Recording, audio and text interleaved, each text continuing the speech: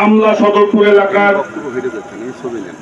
জনগণের উন্নয়ন একজন ভালো মনের মানুষ ছিলেন।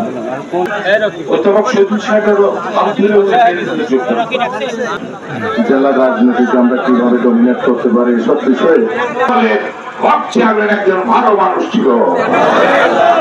আমাদের রাজনীতিটা এখন চলমান জেলা কমিটি হবে। জেলা কমিটির মধ্যে যদি সে থানা কমিটির থেকে উচ্চ পদে চলে যান সেই ক্ষেত্রে আর কোনো সমস্যা নেই।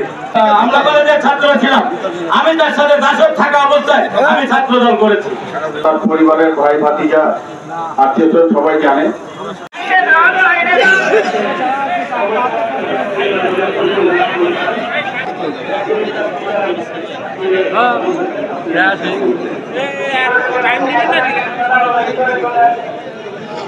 এই মিলন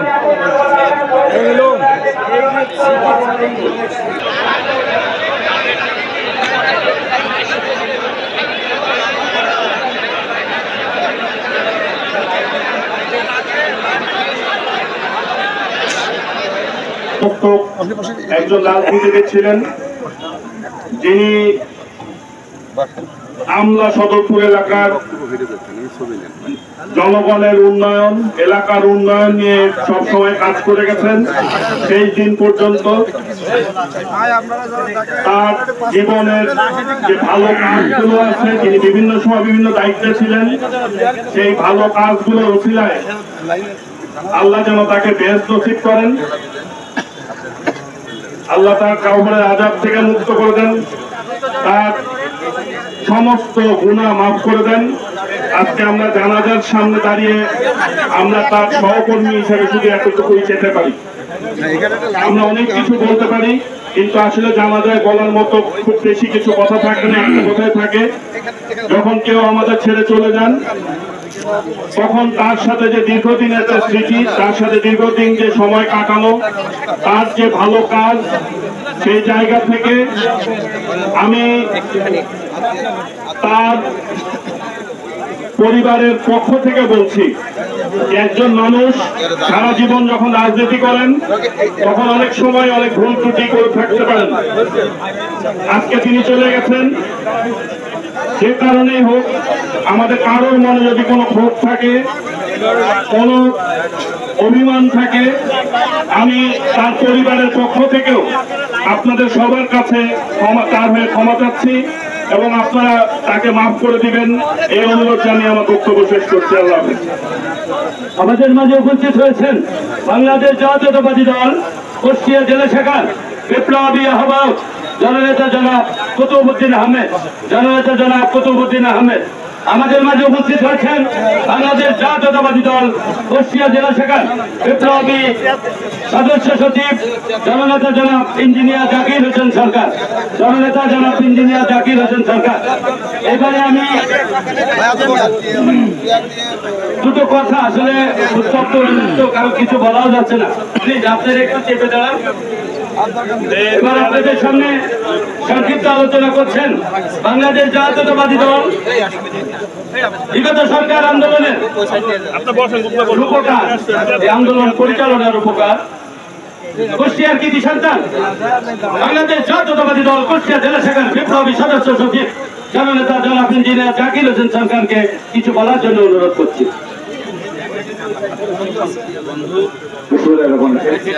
এই জায়গাটা এই জায়গাটা আমি বসাবো বলে আসার পর গিয়েছিলাম দুজনেই। এলাকার দীর্ঘদিনের নির্বাচিত চেয়ারম্যান ছিলেন, আমাদের সাবেক সভাপতি মরহুম আব্দুল হক ভাই আমাদের মাঝে আর নেই। বেশ কিছু অসুস্থ ছিলেন, উনি অত্র এলাকার জন্য অনেক উন্নয়নমূলক কাজ করেছেন। উনি বিভিন্ন দায়িত্বে থাকার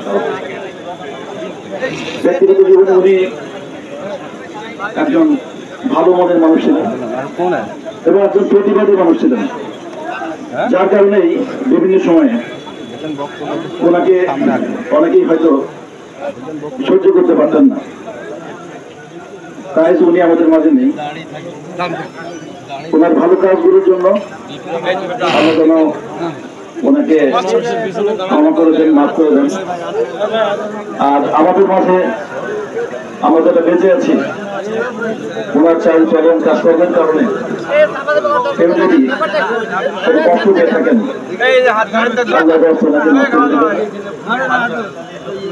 ওনার অনুপস্থিতিতে বাংলাদেশ জাতীয়তাবাদী দল একজন অভিভাবক হারিয়েছে এবং আমরা ওনার অনুপস্থিতিতে ওনার শোক সন্তপ্ত পরিবারের পাশে থাকবো এবং আমরা আশা করবো উনি আমাদের মাঝে চিরদিন থাকবেন। আসসালামু আলাইকুম। ধন্যবাদ জাকির ভাইকে।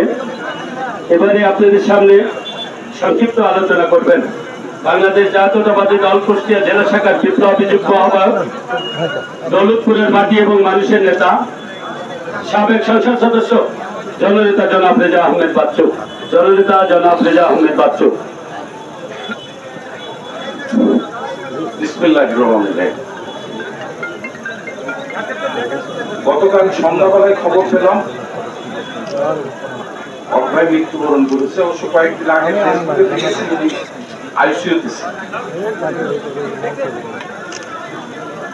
হক ভাই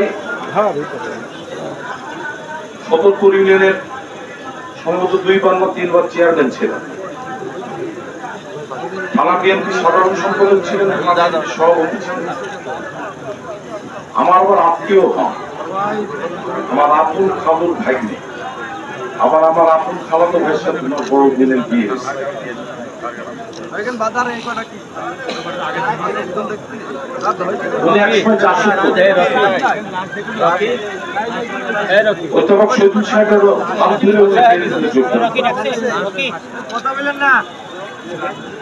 যারা রাজনীতি করে, সমাজ করে, কারো উপকার করে, কারোর হয়তো ক্ষতিও হয়, সালিশ করতে গেলে। আমার বক্তব্য দীর্ঘায়িত করবো না। আমার জানা মতে উনি একজন ভালো মানুষ ছিলেন, অনেকেরই উপকার করেছেন, অনেকের মনে হয়তো কষ্টও পেয়ে থাকতে পারে। উনি কাজ নাই, মানুষকে ক্ষমা করা মহত্বের গুণ। আল্লাহর ওয়াস্তে উনি যদি কারোর কাছে কোনো ভুল করে থাকে আপনারা সবাই তাকে ক্ষমা করে দেন। আমার অনুরোধ একটি, আপনার শোক সন্তপ্ত পরিবারের প্রতি সমবেদনা জানিয়ে আমার সংক্ষিপ্ত বক্তব্য এখানে শেষ করছি। আল্লাহ হাফেজ। খুব গরম, মানুষ দাঁড়াতে পারছে না। ধন্যবাদ বাচ্চু ভাই। আমাদের মাঝে যারা উপস্থিত হয়েছেন সবার পরিচয় করাইতে পারলাম না সংক্ষিপ্ত সময়ের কারণে। এবারে আপনাদের সামনে সংক্ষিপ্ত আলোচনা করছেন একটা লোক দীর্ঘ রাজনৈতিক জীবনে দুটো কথা না বললেই না, সে তারই পরিপ্রেক্ষিতে যাদের সাথে রাজনীতি করেছে ভক্তি হইতেই তো পারে। সেই ক্ষেত্রে আমি নেতৃবৃন্দ ছাড়া অন্য কারোকে আলোচনা দিচ্ছি না। এবারে আপনাদের সামনে বক্তব্য রাখবেন বাংলাদেশ জাতীয়তাবাদী দল কুষ্টিয়া জেলা শাখার বিপ্লবী আহ্বায়ক, রাজনৈতিক সহযোদ্ধা, এই কুষ্টিয়ার আন্দোলনের আর এক রূপকার, সেই জননেতা জনাব কুতুবুদ্দিন আহমেদ। জননেতা জনাব কুতুবুদ্দিন আহমেদ। বিসমিল্লাহির রহমানির রহিম। সমবেত জানাজায় আগত বিভিন্ন রাজনৈতিক সংগঠনের নেতা কর্মী, এলাকার নানা শ্রেণী পেশার মানুষের যে উপস্থিতি, সবাইকে জানাই ধন্যবাদ। ভাই, আমরা দীর্ঘদিন একসাথে কাজ করার সুযোগ পেয়েছি।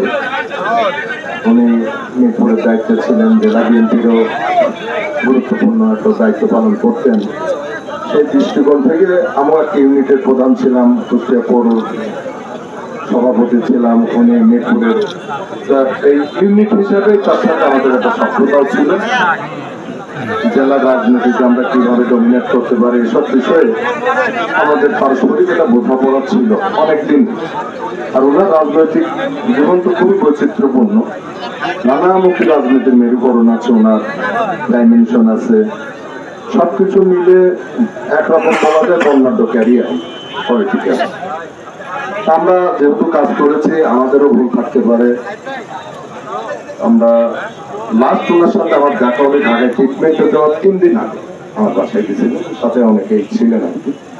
এই সাংগঠনিক বিষয় নিয়ে ব্যক্তিগত কোনো কাজে যাননি, সাংগঠনিক বিষয় নিয়ে কিছু মত বিনিময় হলো। উনি বললো যে ভাই আমি তো ভর্তি হবো আশা করছি, অপারেশন করার একটা কথাবার্তা হচ্ছে। আমি ওনার দোয়া করলাম, উনি আমার জন্য দোয়া করলো। এই হচ্ছে ওনার সাথে আমার প্র্যাকটিক্যালি শেষ দেখা আর কি। তারপরে কয়েকদিন আগে শহীদুল ভাইয়ের সাথে আমি কথা হলো যে ভাই ওনার কি অবস্থা, ওনার কাছ থেকে কিছু আপডেট পেলাম। আমার বক্তব্য অন্য কিছু না, আমরা যারা একসাথে রাজনীতি করেছি আজকে তার কিন্তু আর নেওয়ারও কিছু নেই, তার তরফ থেকে দেওয়ারও কিছু নেই। আজকে উত্তম দিন হচ্ছে আমরা প্রাণ খুলে আল্লাহর কাছে তার জন্য দোয়া করা এবং তার মাগফিরাত কামনা করা এবং নিজেরা একেবারে খোলা মনে মাফ করে দিয়ে আল্লাহর কাছে তার ফয়সালা চাওয়া, এটাই তার জন্য উত্তম। আমরা সেই কাজটি করি। ওনার পরিবারের প্রতি আমাদের সহমর্মিত থাকলো। কুষ্টিয়া জেলা বিএনপির পক্ষ থেকে আমরা যে কোনো প্রয়োজনে আমরা পাশে থাকবো, এই প্রতিশ্রুতিতে আমার কথা শেষ করছি। আল্লাহ হাফেজ। আসসালামু আলাইকুম ওয়া রাহমাতুল্লাহ। ধন্যবাদ কৌতুক ভাই। এবারে আপনাদের সামনে বক্তব্য রাখবেন বাংলাদেশ জাতীয় পার্টি কাজী জাফর গ্রুপের মহাসচিব, এই মিরপুর ভেড়ামারা সাবেক সংসদ সদস্য, জেলা পরিষদের চেয়ারম্যান সাবেক জননেতা জনাব হাসান বিদ্রিঙ্কর, জননেতা জনাব হাসান বিদ্রিঙ্কর।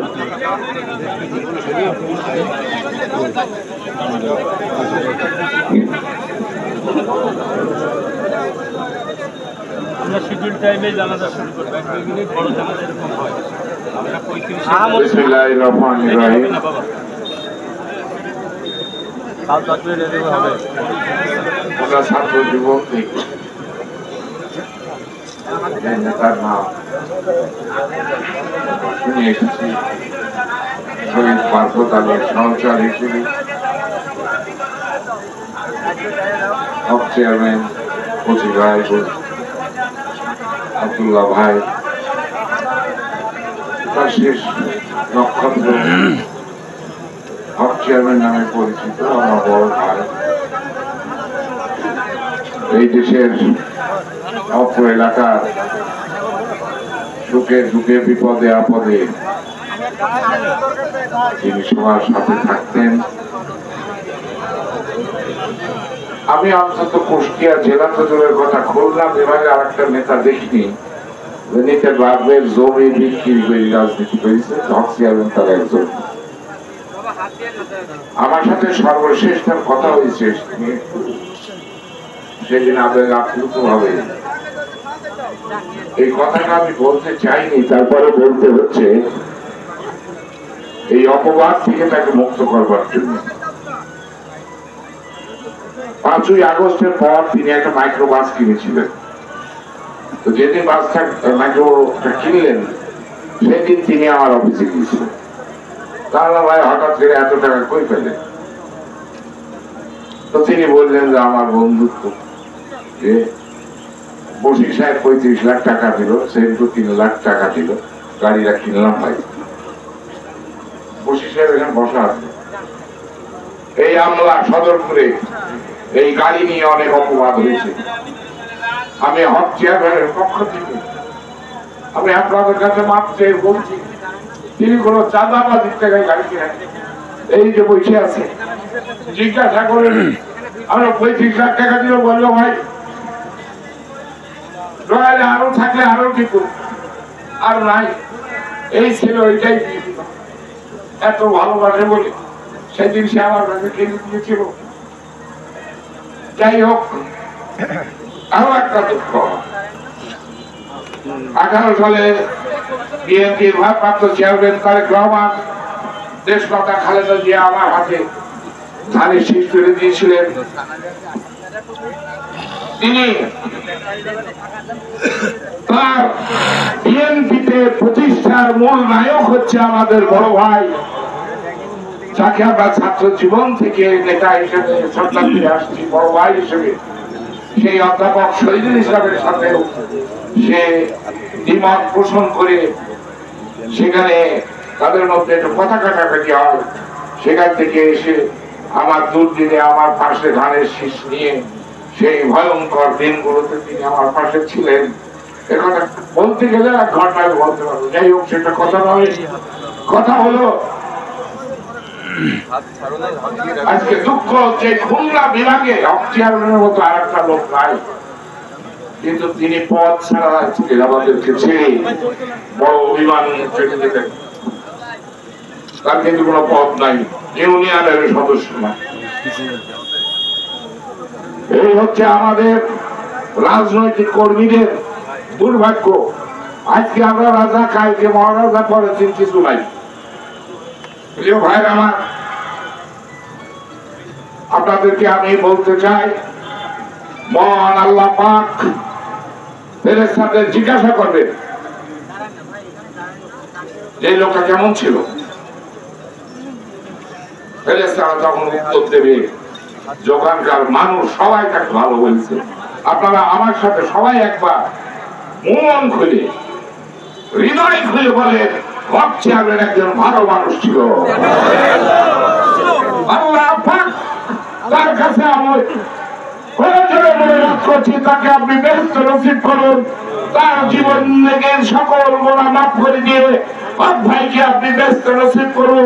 এই প্রার্থনা করে আমার বক্তব্য শেষ করছি। আল্লাহ হাফেজ। ধন্যবাদ ইঙ্গুল ভাই। রাজনীতি একটা চলমান ট্রেন, প্রতি স্টেশনে থামে, যাত্রী ওঠে আর নামে। হক সাহেব সম্মানিত করা হবে, এইটা কোনো কথা না, এইটা কোনো কথা হইতে পারে না। সেই ক্ষেত্রে আমাদের রাজনীতিটা এখন চলমান।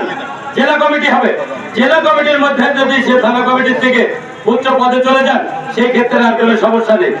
তো যাই হোক, ভুলে ত্রুটি মানুষ, আমরা মুসলমান, একে অপরের জন্য আমরা ক্ষমা সুন্দর দৃষ্টিতে দেখবো। আপনি যে ক্যারিয়ারের প্লিজ আপনারা যে ক্যারিয়ারের কথাটা বললেন, আমি আমরা কলেজের ছাত্র ছিলাম, আমি তার সাথে দাসক থাকা অবস্থায় আমি ছাত্র দল করেছি। তো সেই ক্ষেত্রে আসলে রাজনৈতিক অবস্থানটা আমরা তো সবই জানি। এবারে আপনাদের সামনে করছো, আমরা কিন্তু সুপার সিরিজে দ্বিগুণী ভাবে আমরা ঠিকই তত টাইমে দাঁড়া শুরু করবো। এবারে আপনাদের সামনে বক্তব্য রাখছেন বাংলাদেশ জাতীয়তাবাদী দল কুষ্টিয়া জেলা শাখার সাবেক সভাপতি, মেহেরপুর ভেড়ামারা মানুষের গণমানুষের নেতা, উন্নয়নের উপকার জননেতা অধ্যাপক শহীদুল ইসলাম।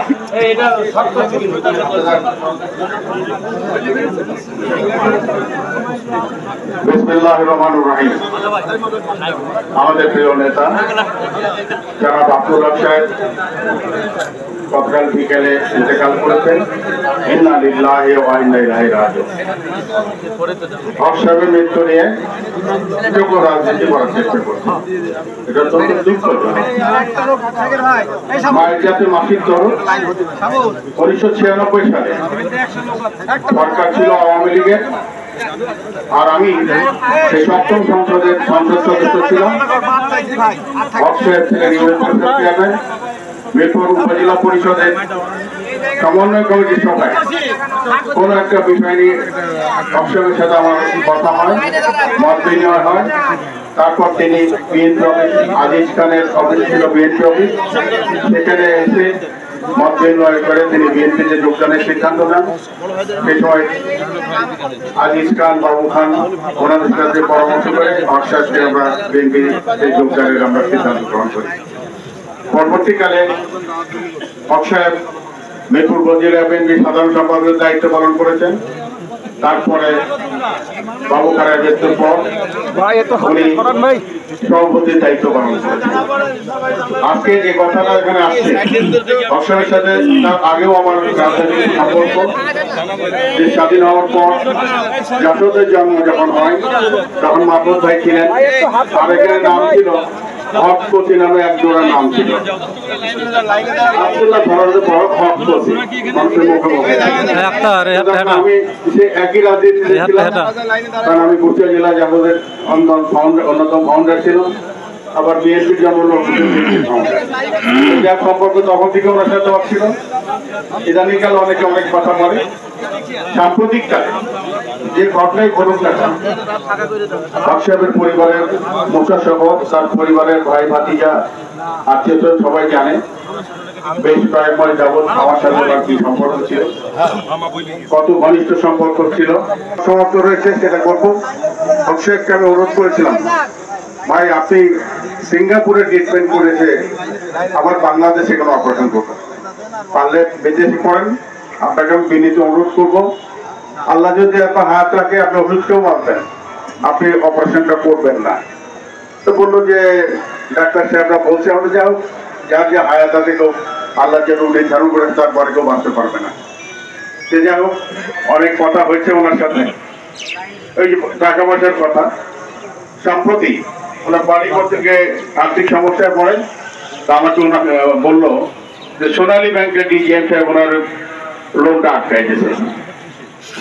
উনি ব্যক্তিগতভাবে আমাকে বললেন, আমি ব্যক্তিগতভাবে অনুরোধ করে ওনার লোনটা আমি স্যাংশন করে দিয়েছি। ওনার পরিবার যেন জানা থাকে, উনি ব্যাংকের কাছে ঋণী আছেন, দায়িত্ব নিয়ে যেন সময় মতো ওই ব্যাংকে পরিশোধ করা হয়।